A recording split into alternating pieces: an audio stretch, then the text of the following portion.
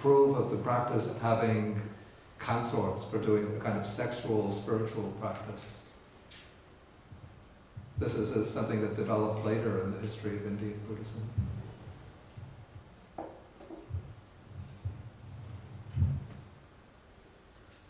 Okay, if there are no further questions, then I want to continue. Okay, now there's going to be something of a change of theme in the sutta. Or at least, let's say, a change of emphasis, since what follows here is still picking up on the behavior of the monk Arita, but it shows a kind of the underlying agenda, let's say the underlying agenda that Arita had. And this is what is called the wrong grasp of the Dhamma. That one learns the Dhamma not for the purpose of fulfilling the proper aim of the Dhamma, not for obtaining the true benefits of the Dhamma, but one learns the Dhamma in order to engage others in debates and defeat them in debates. This could be a particular weakness in the Indian mind, because the Indian spirituality can become very intellectualized. And so it's become a tradition, even at the time of the Buddha, for the ascetics belonging to the different schools of spiritual teachings. They would meet regularly in these parks and in open monasteries, rest houses, and each one would come with his own teaching, and then they would engage the others in debates for the purpose of defeating them in debates. But now this must have also been taking place within the community of the Buddhists themselves, that the Buddha found that people were learning the teachings and then sometimes becoming very learned in the teaching, knowing many different texts, different positions, and then not putting the teaching into practice, but instead using these teachings to come up sometimes with what seemed like eccentric or odd hypotheses or theses of their own, and then trying to draw on discourses of the Buddha, selective quotations, taking statements out of context, then using them to argue in favor of their position.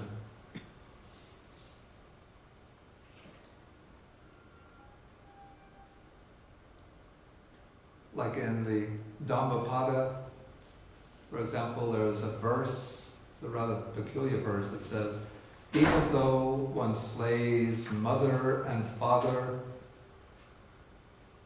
2 Brahmins and a Kshatriya king, one still goes blameless.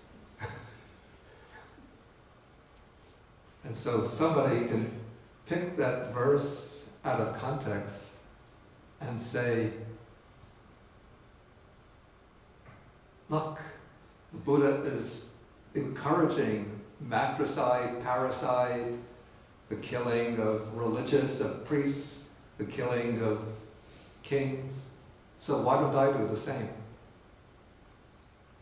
Okay, but that would be a misreading, because there must have been an explanation of the symbolic meaning of that verse. And so to understand the verse properly, one has to know what's being symbolized. But if one just quotes it out of context, one could use it to justify the most bizarre, the most horrible crimes. Okay, so here the Buddha takes the case. He speaks about some misguided men who learn the Dhamma. And then the compilers probably added this, putting in the 9 divisions of the Buddha's teachings in the very early period. The discourses, stanzas, those are texts that are composed with mixture of prose and verse, expositions, verses, exclamations, sayings, birth stories, marvels, and answers to questions. But having learned the Dhamma, they do not examine the meaning of the teachings with wisdom. Since they don't examine the meaning of the teaching with wisdom, they do not gain what is called a reflective acceptance of the teachings. That is, by reflecting and examining the teaching, when one understands the meaning, then one accepts the meaning, because on the basis of one's investigation. Instead, they learn the Dhamma only for the sake of criticizing others and for winning in debates. And they do not experience the good, or it could be the goal, the benefit, for the sake of which they learned the Dhamma. Then those teachings, which have been wrongly grasped by them, lead to their harm and suffering for a long time. Why is that? Because of their wrong grasp of the teachings. And now we come to the simile that gives the title to the discourse.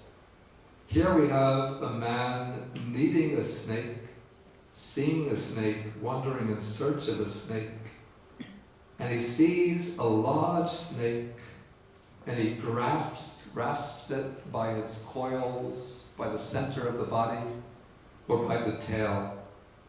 When he does this, then this is what's going to happen. The snake will turn back on him and bite his hand, or his arm, or his leg. And if it's a poisonous snake, then the poison goes into the body and the man might die or suffer terrible pain. And why is that? Because of his wrong grasp of the snake. Okay, so this is the wrong approach to the Dhamma. And now the Buddha takes the contrary case, the right approach to the Dhamma. Here, some clansmen learn the Dhamma, and having learned the Dhamma, they examine the meaning of those teachings with wisdom. Then, having examined the meaning with wisdom, they gain a reflective acceptance of them.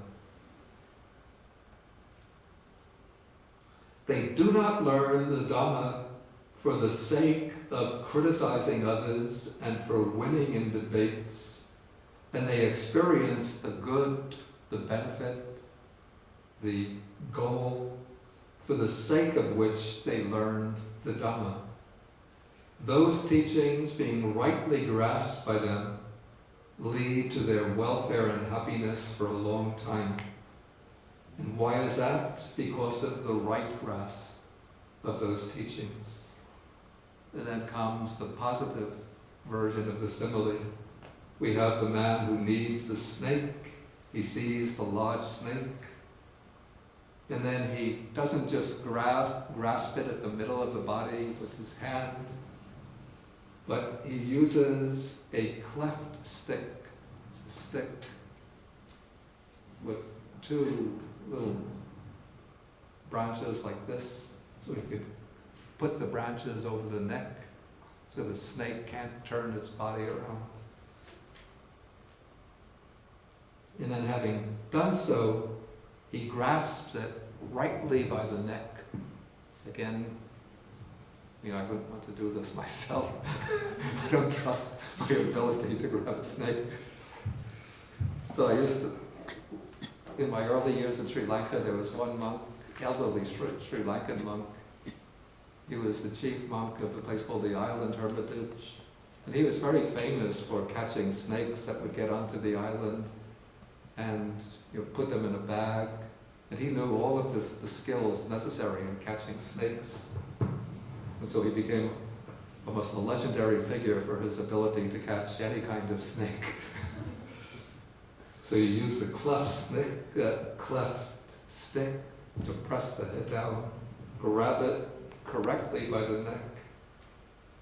And then even though the snake might wrap its coils around the hand or the arm, but the snake is not able to turn the head around and bite. And so in this way, the man can catch the snake, take it away, and do what he wants with it.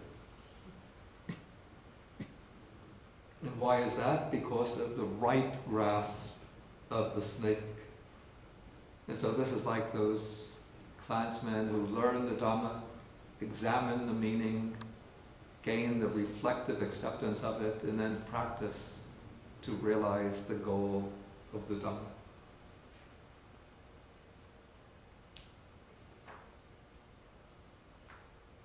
Okay, then the Buddha gives some advice. He says, therefore, when you understand the meaning of my statements, remember it accordingly, and when you don't understand the meaning, then you should either ask me about it or ask the wise monks, like Ananda, Sariputta, Mahabodhalana, Mahakassapa. Ask them about the meaning.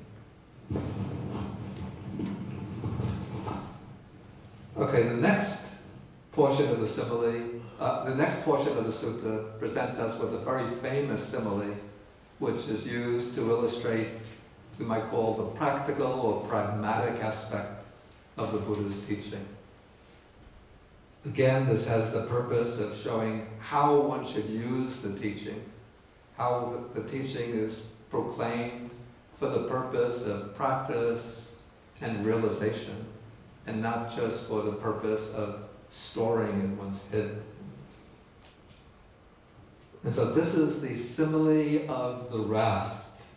So the Buddha says, I shall show you how the Dhamma is similar to a raft, being for the purpose of crossing over, not for the purpose of grasping. And here there's a kind of wordplay involved in the idea of crossing over.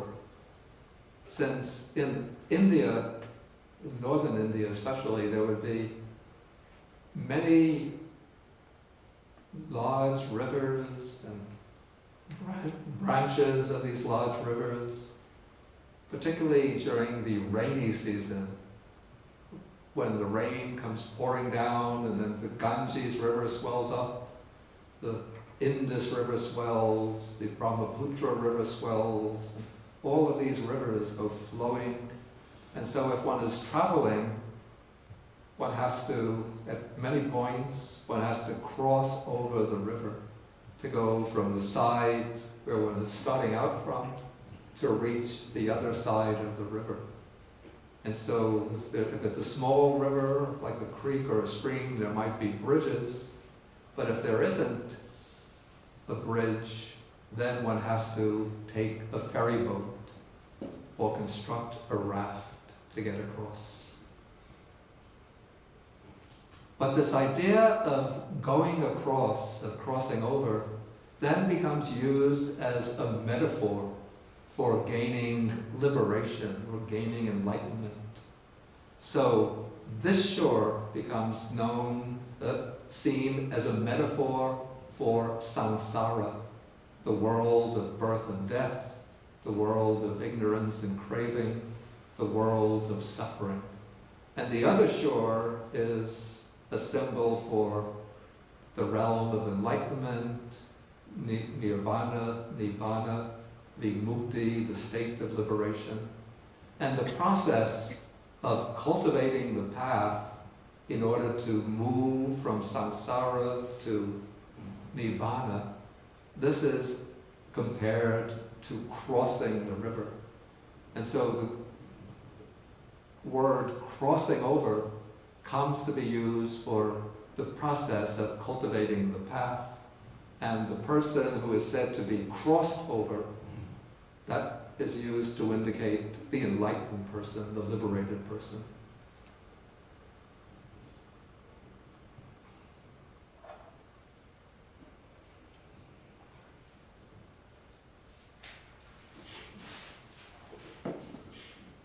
And so the Buddha develops the simile. He says, suppose there's a man undertaking a journey. He sees a great expanse of water. The side that he's on is dangerous.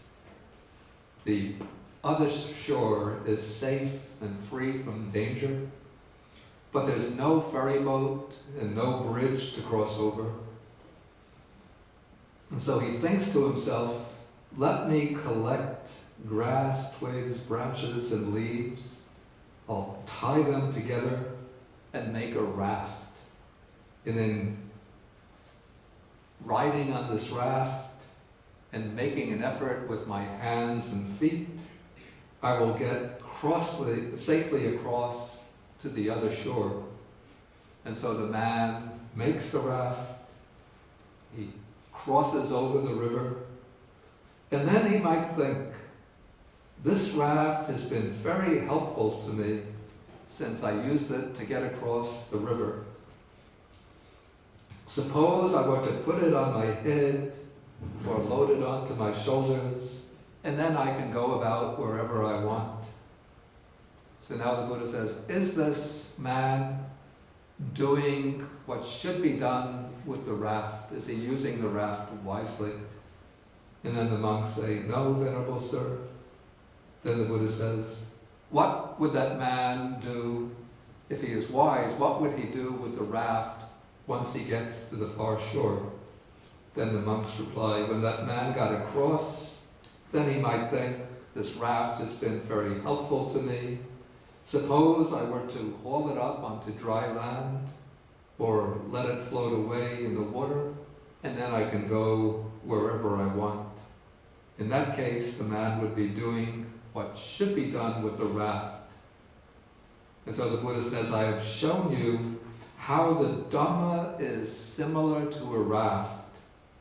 It is to be used for the purpose of crossing over, not for the purpose of grasping. Now, similes can sometimes be a little misleading, and I think that can be the case with this simile too.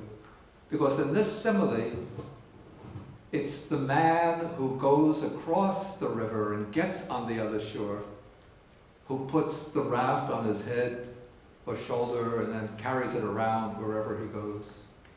But if we apply the simile, the person who reaches the other shore is the Buddha or the Arhats. Those are the ones who are enlightened, who have used the Dhamma for its proper purpose. And they will certainly understand what the Dhamma is to be used for. And so there's no chance at all that they'll just carry the Dhamma around in their head without using it for its purpose, since they've already used it for its proper purpose. But those who put the Dhamma on their head or on their shoulders and just carry it around will be the people who are still very much on this shore.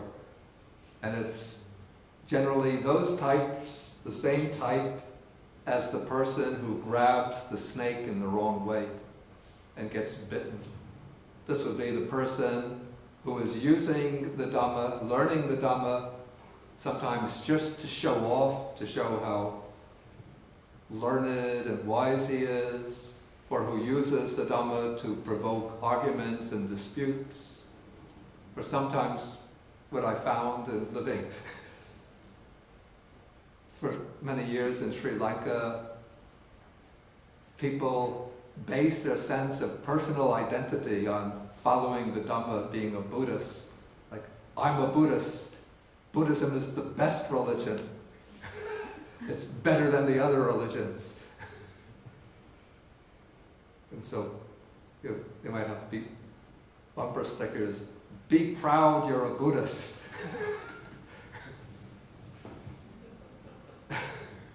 Then you ask them, what kind of practice are you doing? They say, practice? We have to wait till the time of Maitreya Buddha to start the practice, right? For now, we just do the devotion. Or I compare it It's like a man who he gets ill and he goes to see his doctor, and the doctor writes the prescription for him, and the man takes the prescription home. You know, he has a nice altar. He puts the prescription on the altar, and then 3 times in the morning, he bows down to the prescription. 3 times in the evening, he bows down to the prescription. He offers incense and flowers and fruits to the prescription. But he doesn't think, use the prescription to go to the pharmacy and get some medicine? Is that what one is supposed to use the prescription for?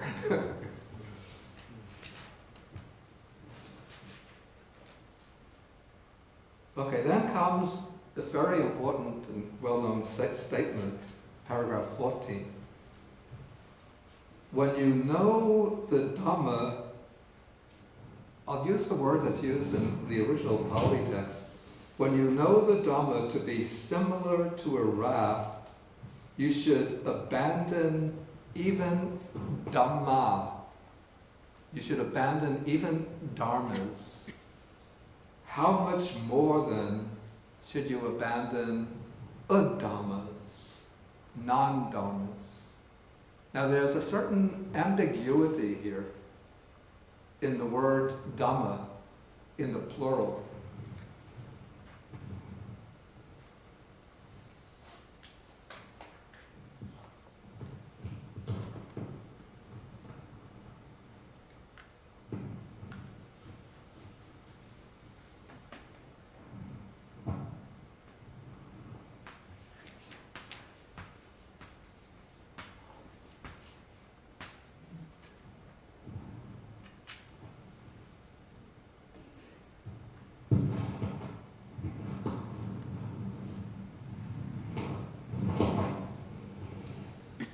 The ambiguity comes from the fact that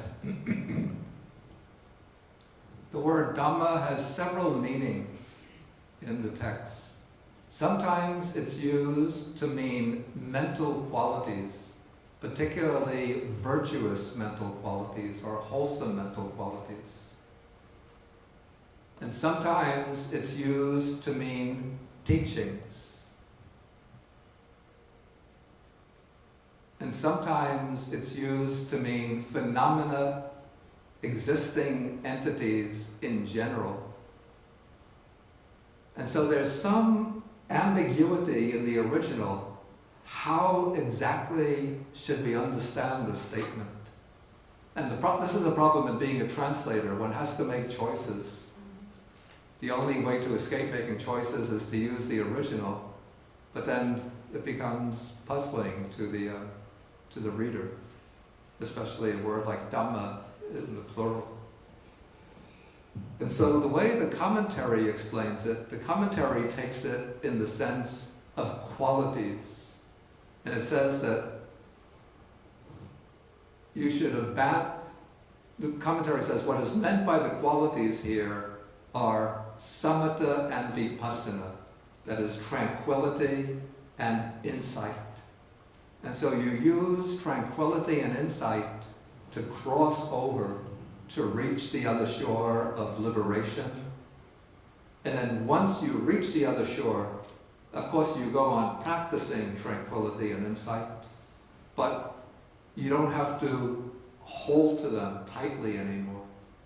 Like you don't have any attachment to them. And as you are using tranquility and insight, cultivating them in order to cross to the other shore, you shouldn't be attached to them, but just use them as pragmatic devices, as parts of the path. Or we could say is, use them as a ladder to climb to the roof. Don't cling to the ladder.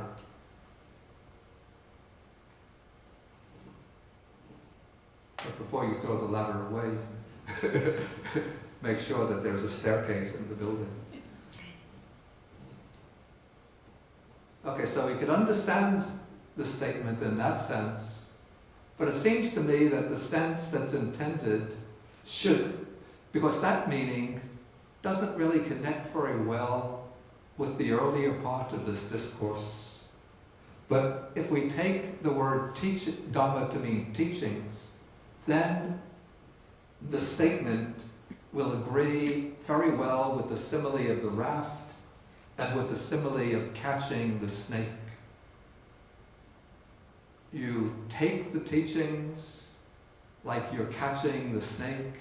You examine the meaning with wisdom, and then you gain the reflective acceptance of them, and then you practice in order to reach the goal of the teachings. And once you reach the goal, then in a sense the teachings become unnecessary for oneself, except as a means for helping one to teach and to guide others. But once one realizes the goal, then one is beyond the teachings.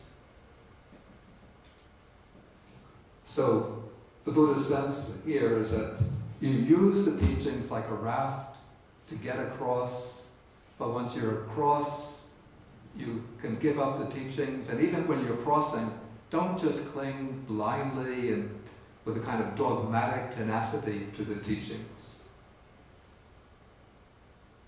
And certainly you should give up things that are contrary to the teachings.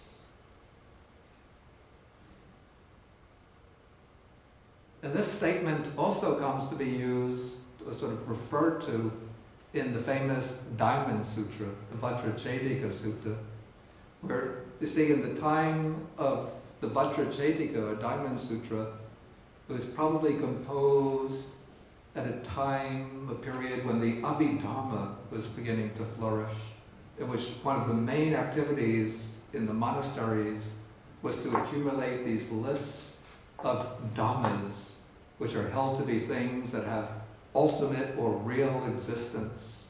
And this became a kind of obsessive concern of monks to get the right lists of the dhammas, the kind of catalog of all phenomena.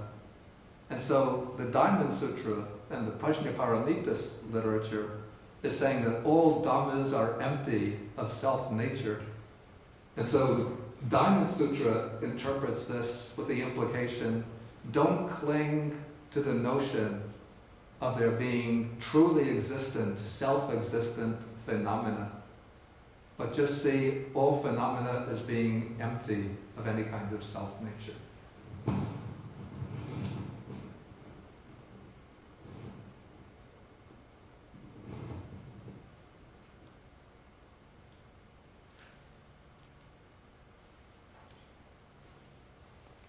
Okay, I think I'll stop here and then ask whether there's any questions. Okay. Oh.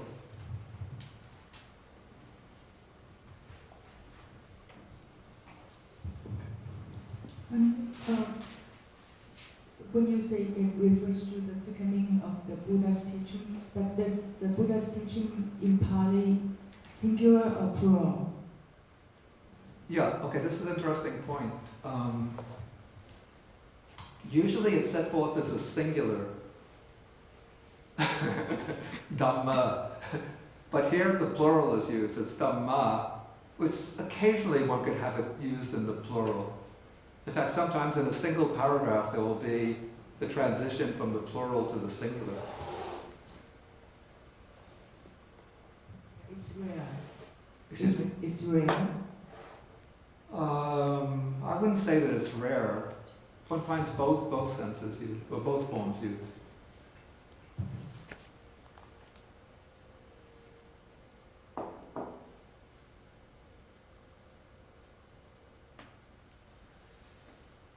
Any further questions? Yeah, Richard. The use of the word Dhamma, the capital D. Yeah. Is that clearly representing the teachings without interpretation? And the Dhammas with the Dhamma with the plural, that's the one that's different interpretation? Yeah, first in the Asian scripts that are used to record the Buddhist texts, like singular script, Burmese script, Thai script. There's no distinction of capital and small letters. So that's a choice that an English translator uses. But where we have the singular, I think this is my convention, the singular where it definitely and clearly refers to the Buddha's teaching, then I use the capital D. Especially when we have something like the Dhamma is similar to the raft, there it's a singular. Or if we have the expression, they learn, that these misguided men learn the Dhamma, and then it enumerates different types of the teachings of the Buddha, then it really is referring to the Buddha's teaching.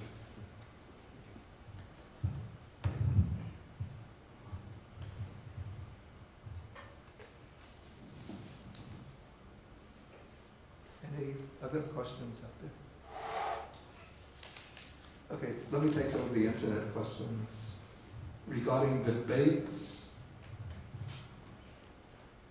when interfaith groups get together for discussions, should a Buddhist maintain that there is no such thing as a creator God? Okay, I think when interfaith groups get together, of course, Buddhists have to explain the Buddhist, say the Buddhist understanding, the Buddhist positions. But for there to be friendly and cordial relationships, I would say that the Buddhist doesn't maintain this or present it as a dogmatic position intended to vanquish the followers of other religions or to humiliate them or to... He doesn't present this position in a confrontational stance, but just says, according to Buddhism, we don't teach that there is a creator God, but we say that this manifest universe is without any discoverable beginning, but still things are regulated by a kind of immanent law of cause and effect, and that there is a moral law which governs our ethical actions in that way. So I think one should try to hold discussions in a friendly spirit aimed at mutual understanding, not in a kind of confrontational, antagonistic way.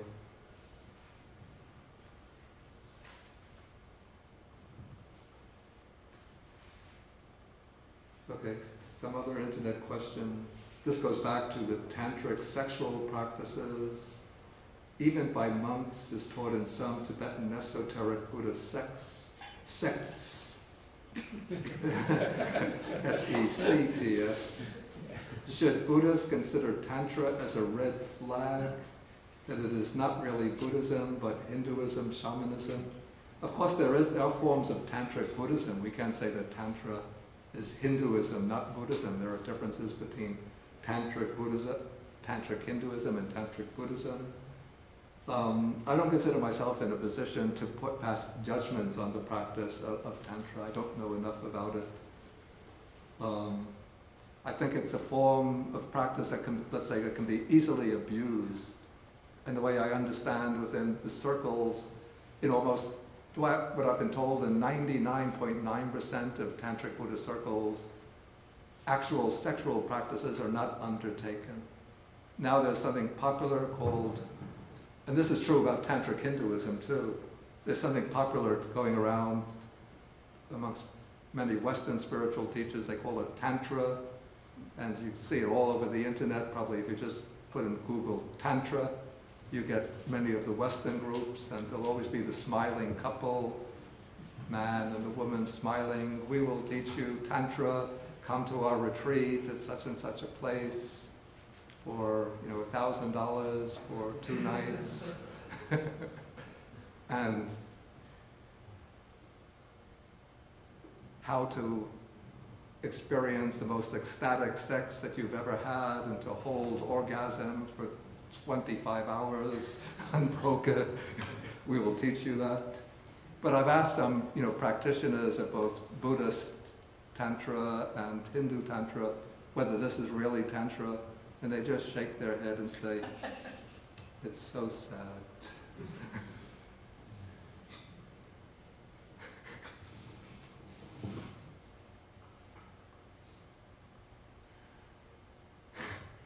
I remember a few years ago,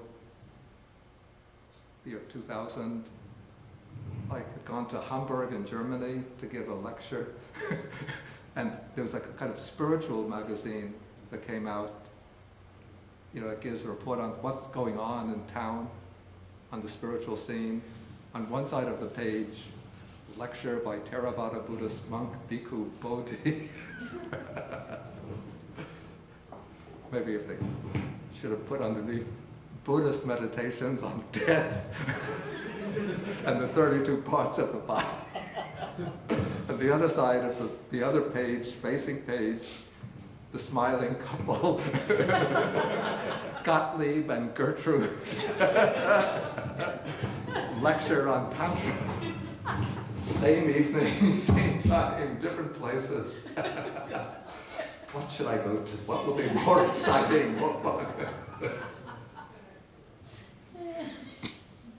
Okay. Is there a sutta where the Buddha scolds a widower, I think, for having sex with someone's wife, but said that if he cannot control his urges, he should visit a prostitute? I don't recall the sutta like that. Does anybody know?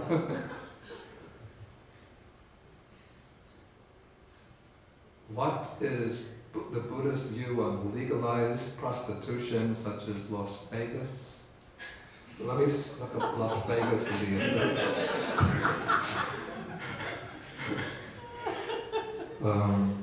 I guess it would be under proper names. Let's see, Kusinara, Lichavis. Yeah, I don't find Las Vegas there. Let's say that, I mean, Buddhism isn't encouraging people to go to prostitutes or encouraging prostitutes, women to lead lives as prostitutes. But I don't know that there's an official Buddhist view on legalized prostitution. And I think in most, well actually in Thailand it's sort of passively tolerated. In Sri Lanka the Buddhists don't like it, but it goes on. I don't know, one could just work out one's own views. I won't present my own personal view about it. Okay, I think we'll stop now and we could come back, we could go up for lunch. But for those people who want to come back for the discussion, because still it's not yet, I think it's not yet officially open to the public. And then we could just have a little more discussion after lunch, back here, about 12:15 or so. Okay, so we'll end with the sharing of the merits.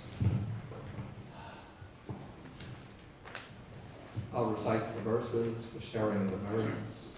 And then the next class will be not next week, not the week after, but brought a long way till October 17th. April? Did I say October? Oh, I'm sorry. Why do I associate April and October?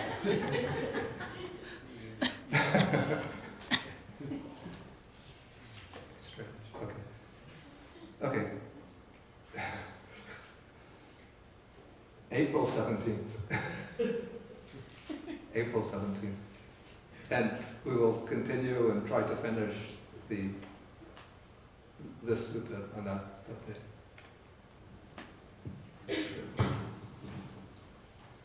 Okay, so we share the merits. I'll recite in Pali.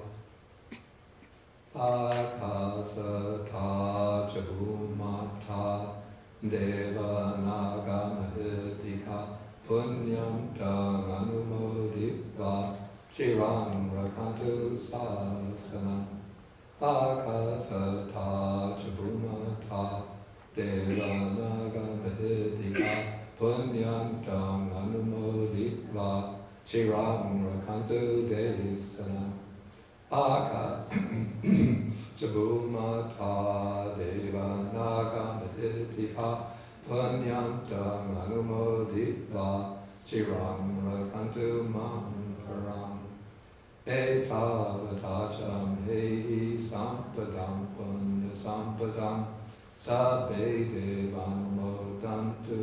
Do it the short way. Sabbe Bhutanumodantu Sabbe Satanumodantu Sabba sampati siddhya bhavagupadhaya avichihetato etantare satakaya upapanna rupya rupicha sanya samino dukkha pamuchantu pusantu nibhutim.